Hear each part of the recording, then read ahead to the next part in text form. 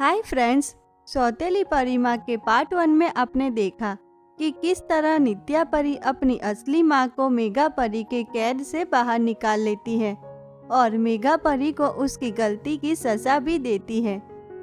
तो चलिए दोस्तों, आगे देखते हैं कि क्या मेघा परी को उसकी गलती का एहसास होगा और क्या नेहा परी मेघा परी को माफ़ करेगी।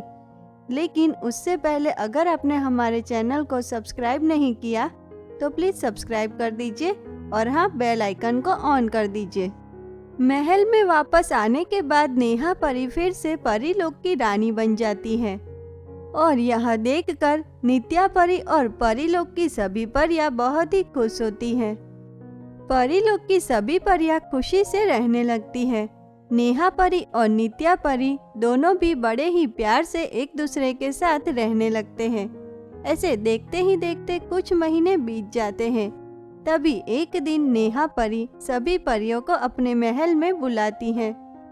नित्या और बाकी सभी परियां, आज मैं तुम सबसे कुछ कहना चाहती हूँ, मेरी बात सुनो। मेघा ने मेरे साथ जो भी किया वो बहुत ही गलत था और आज मेघा को उस कैद खाने में 6 महीने हो गए हैं। इसीलिए मुझे लगता है कि मेघा को अब उसकी गलती की सज़ा मिल चुकी है। अब हमें उसे माफ़ कर देना चाहिए और उस कैद खाने से बाहर निकालना चाहिए, क्योंकि मेघा मेरी बहन है और मैं अब मेघा को ऐसे ज़्यादा तकलीफ़ में नहीं देख सकती। इसीलिए मैं तुम सबकी सहमति से अब मेघा को उस कैद खाने से बाहर निकालना चाहती हूँ। अपनी माँ नेहा परी की यह बात सुनकर नित्या परी कहती है, लेकिन माँ, क्या आपको याद नहीं है कि मेघा माँ ने इतने साल आपके साथ कैसा बर्ताव किया? माँ, अगर आप उन्हें कैद खाने से बाहर निकालना चाहते हैं तो हम मना नहीं करेंगे। लेकिन माँ, मुझे लगता है कि पहले हमें देखना चाहिए कि क्या सच में मेघा माँ को अब उनकी गलती का एहसास हो गया है। उसके बाद ही हमें उन्हें महल में वापस रहने की इजाज़त देनी चाहिए। इसीलिए माँ, मेरे पास एक रास्ता है। आप मेघा माँ की सारी शक्तियाँ वापस ले लो और उन्हें 1 महीने के लिए पृथ्वी लोक में आम इंसान की तरह रहने के लिए भेजो। अगर सच में मेघा माँ को अपनी गलती का एहसास हो गया है तो वो 1 महीने तक पृथ्वी लोक में अच्छे से रहेगी। उसके बाद हम उन्हें स्वर्ग लोक में वापस बुला लेंगे। नित्या परी की यह बात सुनकर वहाँ मौजूद सभी परियों में से सुनैना नाम की एक परी कहती है, हाँ रानी परी, नित्या बिल्कुल सही बोल रही है। हमें पहले मेघा परी को 1 महीने के लिए पृथ्वी लोक में आम इंसान की तरह रहने के लिए भेजना चाहिए, क्योंकि उस 1 महीने में हमें मेघा परी की सारी सच्चाई पता चल जाएगी।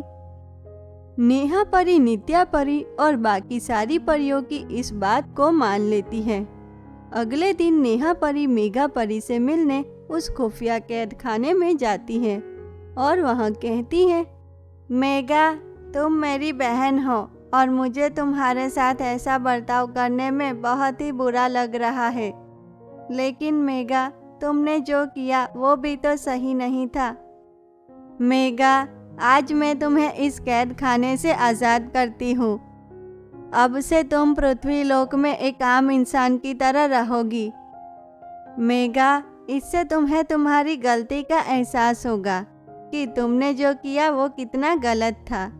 इतना बोलकर नेहा परी मेघा परी को उस खुफिया कैद खाने से बाहर निकाल लेती है और सभी परियों के सामने ले जाकर मेघा परी की सारी शक्तियाँ वापस ले लेती है और मेघा परी को पृथ्वी लोक में धारापुर नाम के एक गांव में आम इंसान की तरह रहने के लिए भेज देती है।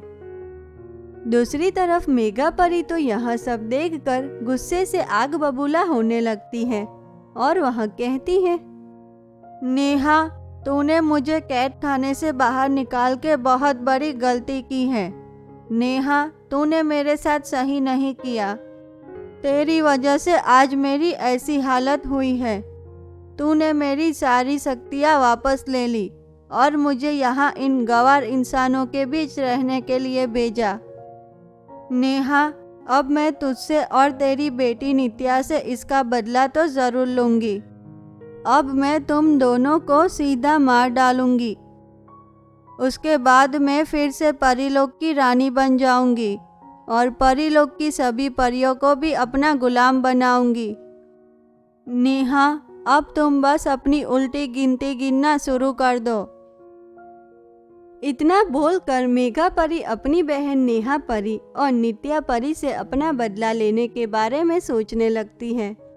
ऐसे देखते ही देखते कुछ दिन बीत जाते हैं। फिर एक दिन मेघा परी को उस गांव के पास वाले जंगल में रहने वाले एक बहुत ही खतरनाक राक्षस के बारे में पता चलता है।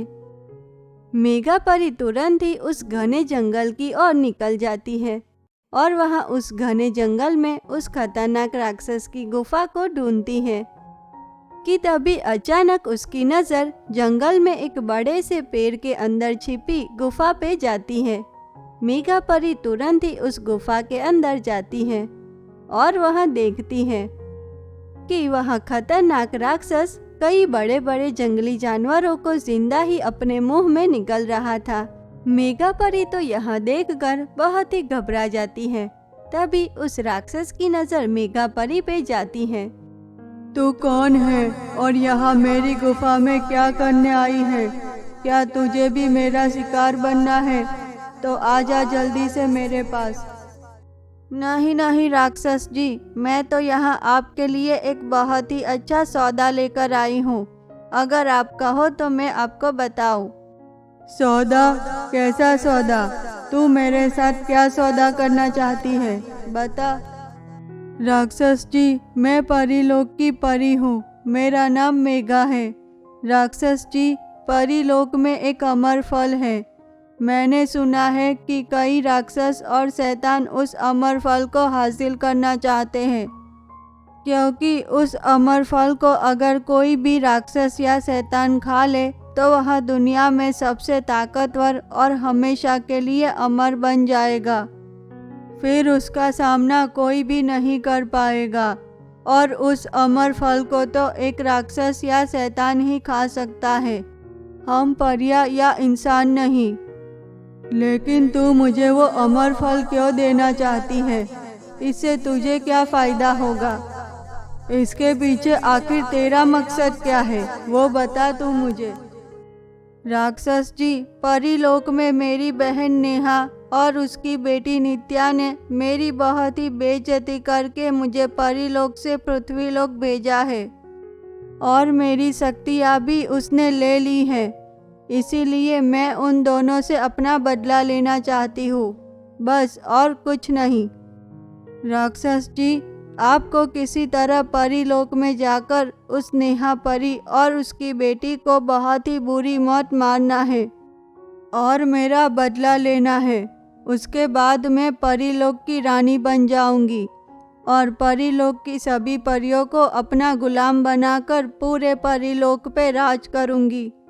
उसके बाद मैं आपको उस अमर फल के बारे में भी बता दूंगी कि आखिर वो अमर फल कहाँ रखा है। दोस्तों, आपको क्या लगता है कि क्या वह राक्षस मेघा परी का सौदा मान लेगा और परीलोक जाकर नेहा परी और नित्या परी को मार डालेगा? इसके लिए दोस्तों आपको हमारी इस कहानी के अगले पार्ट का इंतज़ार करना होगा। तो कैसी लगी आपको हमारी ये कहानी? अगर पसंद आई हो तो प्लीज़ लाइक कीजिए, शेयर कीजिए और हाँ, सब्सक्राइब करना मत भूलिए। तो चलिए मिलते हैं ऐसी ही एक और नई अनोखी कहानी के साथ। तब तक के लिए धन्यवाद।